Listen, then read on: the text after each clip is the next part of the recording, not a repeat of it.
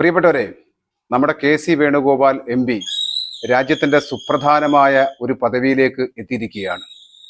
Indian പാർലമെൻറ്റിൻ്റെ public accounts കമ്മിറ്റിയുടെ ചെയർമാനായിട്ടാണ് അദ്ദേഹം എത്തിയിരിക്കുന്നത്. വലിയ ഉത്തരവാദിത്തമുള്ള ഒരു പദവിയാണിത്. നമ്മുടെ രാജ്യത്തിൻ്റെ പ്രതിപക്ഷത്തിനോ പ്രതിപക്ഷ നേതാവിനോ നൽകുന്ന പദവിയാണ്. അതാണ് കെ.സി. വേണുഗോപാലിനെ തേടിയെത്തിയിരിക്കുന്നത്.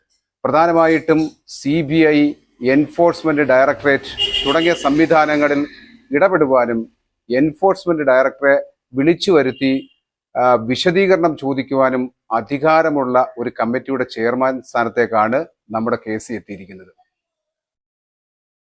രാജ്യത്തിന്റെ 3 ധനകാര്യ കമ്മിറ്റികളിൽ ഏറ്റവും പ്രധാനപ്പെട്ടവയായ പബ്ലിക് അക്കൗണ്ട്സ് കമ്മിറ്റിക്ക് സർക്കാരിന്റെ വരവ് ചിലവ് കണക്കുകൾ ഓഡിറ്റ് ചെയ്യാനുള്ള അധികാരവും കൺട്രോൾ ആൻഡ് ഓഡിറ്റ് റിപ്പോർട്ട് പരിശോധിക്കാനുള്ള ഉത്തരവാദിത്വവുമുണ്ട്.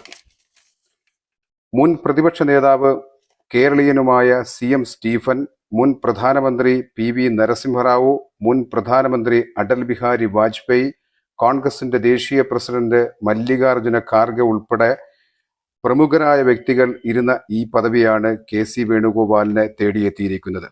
44ാമത്തെ ചെയർമാനായി കെ.സി. വേണുഗോപാൽ എത്തുമ്പോൾ ലോക്സഭയിൽ നിന്നും 15 അംഗങ്ങളും രാജ്യസഭയിൽ നിന്നും 7 അംഗങ്ങളും അടങ്ങുന്നതാണ് ഈ കമ്മിറ്റി.